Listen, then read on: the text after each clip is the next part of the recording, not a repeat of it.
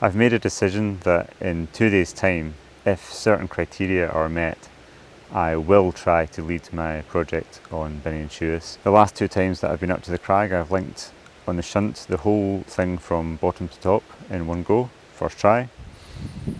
It still feels very much close to my physical limit, and in the end of the run out section on the crux, if you fall off you could be badly injured or worse. So there's no doubt that this is a risky route, and it would be the riskiest thing that I have done in many years, maybe 10 years. I've got to be honest and say that I'm absolutely filled with fear about the prospect of leading the route, but I think that's a good thing.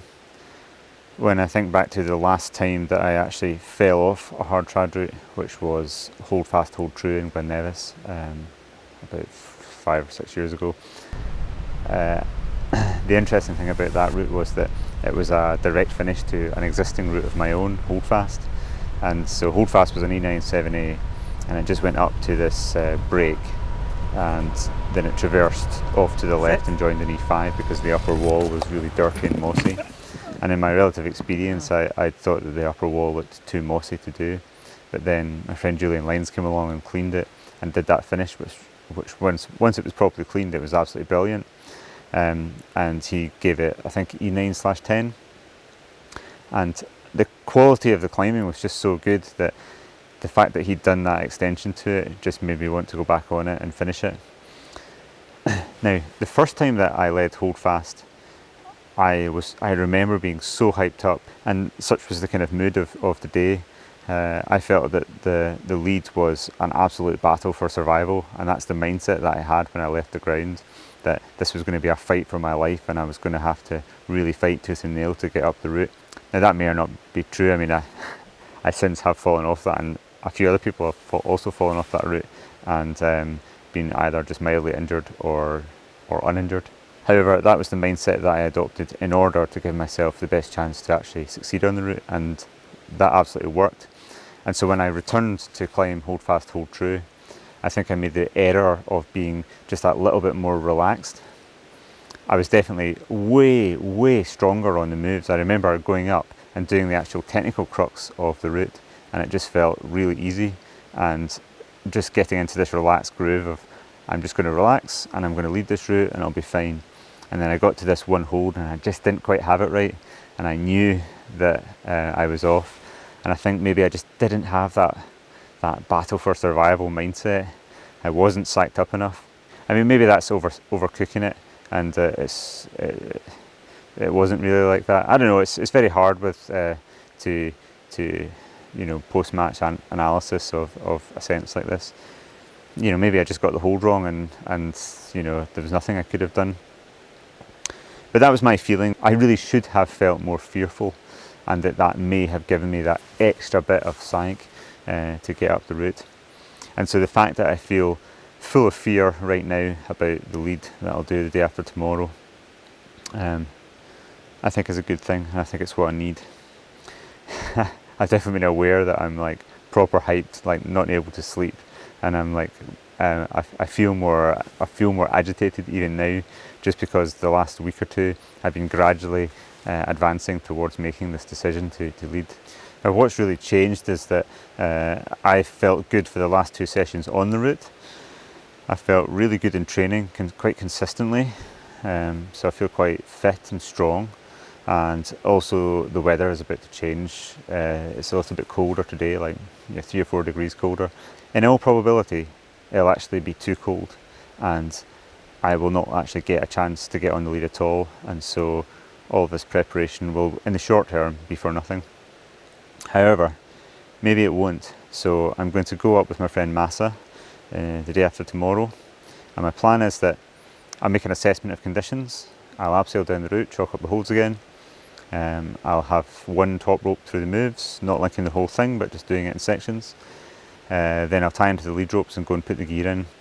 So looking at the negative side, if I fall off the end of the run out, it could go badly wrong. I could smash right into that slab and badly injure myself. Looking on the positive side, the hardest move is the move where your feet is at the gear and it's safe and relatively well protected still. So if you can get through that move and get to the point where you match on these two edges after the first boulder problem, you can make an assessment at that point. You'll have to do it in literally 1 second, but you can make an assessment of how you feel. If you move beyond that, you're fully committed and you've definitely got to go for it. But at that point, you could drop off. And so there is a bit of insulation against the full commitment right to the last minute.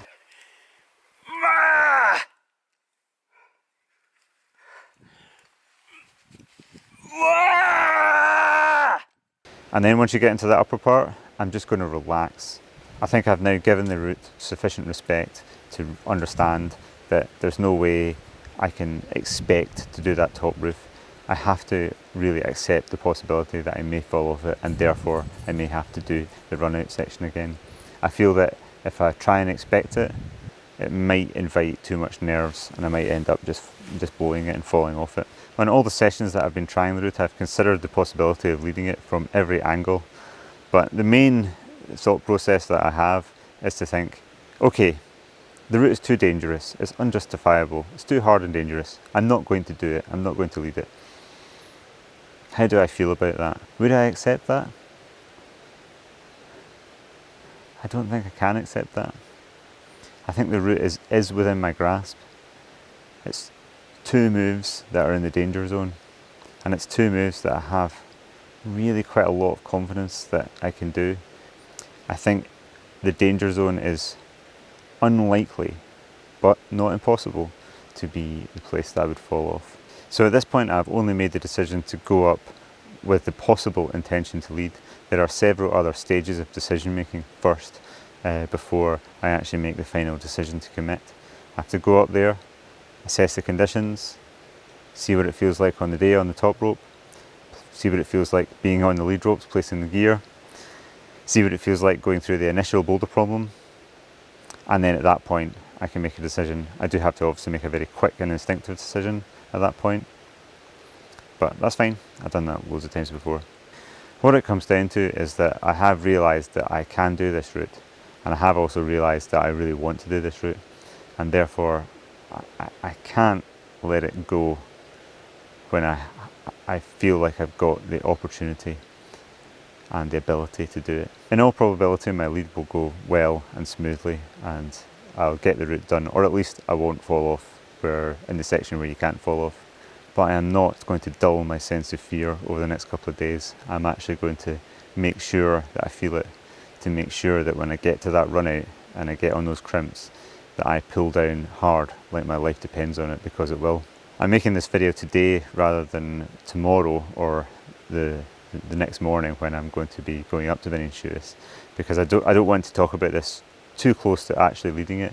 Really from now I want to continue to digest the decision about it and become more confident. So let's see what happens in 2 days.